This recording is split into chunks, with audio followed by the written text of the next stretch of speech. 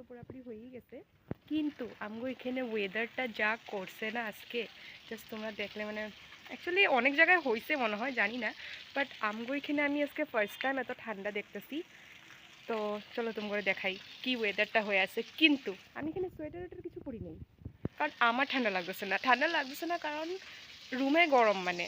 তো ছাদের উপরে আইসি আমি এখন, ভিউটা তোমাকে শেয়ার করুন বললাম। তো চলো দেখতে থাকো।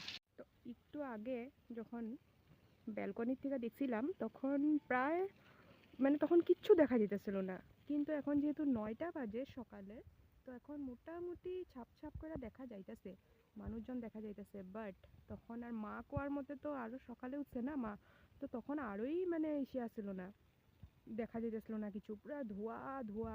কিন্তু আমি সোয়েটার চাদর প্যান্ট কিচ্ছু পরি নাই, বিকজ আমগো রুমে অনেক গরম। তো রুমে আমগো এগুলা কোনো কিছু দরকারই পড়ে না। অ্যাজ ইউ অল নো কি আমরা এখন লোয়ার আসামে আছি, বঙাইগাঁওতে আছি, বঙাইগাঁও সিরাং ডিস্ট্রিক্টে আছি।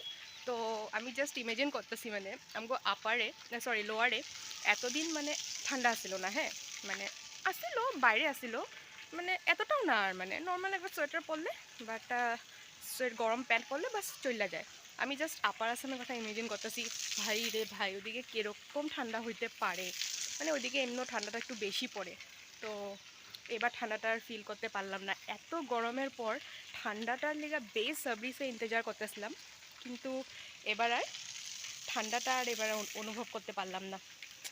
আমার তো এখানে গরমই উঠতে থাকে সবসময়, খালি ভাল লাগে না। দেখাই দিই গাইস, এখানে অন্য দিন এই যে এখানে কাপড় রশিগুলো দেখতেছো না, একটাও খালি থাকে না, একটাও খালি থাকে না, কারণ এখানে এতই টাটকা রোদ পড়ে।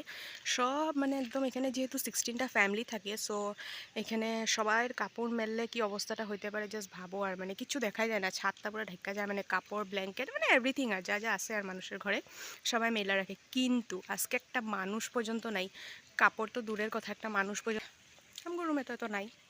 তো এই যে এটাই আসলো, দেখো গাইস আমি একটা কথা কই দিতেছি, আমি লিটারেলি বুঝতে পাইতেছি না, মানে আমার এখানে আমার ঠান্ডাটা গেছে কই ভাই।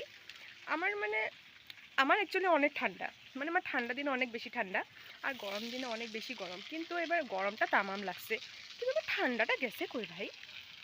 ঠান্ডা তো তুমি পাইতেছি না, মানে এত কুয়াশার মাঝেও আমার মতো মানুষ সোয়েটার পরে না। তুমি ভাবতে পারতেছো, ঠিক আছে রুমে গরম আমি মানলাম, হ্যাঁ যে রুমে সোয়েটার পরা যাইতেছে না, তো আমি এটা লেগে পরি না, ওইটা মানা গেছে। কিন্তু আমি তখন উপরে আইছি, আমি তখন পইরাইতে লাগছিল। কিয়া হো গিয়া ভাই। এটা আমগো হয়েছে যেখানে আমরা আসি, ওই জায়গার ছাদ, ওই যে উপরে এখানে লাই শাক লাগাইছে মানুষে। তারপরে এই যে এখান থেকে ভুটানের পাহাড়টা দেখা যায়, কিন্তু আজকে তো যে অবস্থা, পাহাড় তো বাদই দাও, এখান থেকে রাস্তাও দেখা যাব না। সামান্য এখান থেকে একটু আগে মানুষই জাস্ট দেখা যেতেছিল না, এখন তো তাও ছাপ ছাপ দেখা যাইতেছে। পরে দেখবো আমি কেমনে হাফ প্যান্ট পরে ছাদে পড়ছি এত ঠান্ডাটার মধ্যে, মানে আমার ঠান্ডা লাগতেছে না, আর এটাই কথা।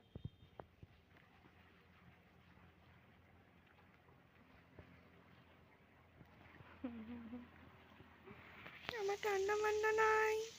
আমি সকাল সকাল ঘুমের থেকে উঠা জাস্ট চাটা খাইছি, চাটা খায়া আমি ছাদে আয়া পড়ছি, মা কইতেছে যা ছাদে থেকে একবার দেখা কি কুয়াশা পড়ছে, কি ভালো লাগতেছে বলে দেখা।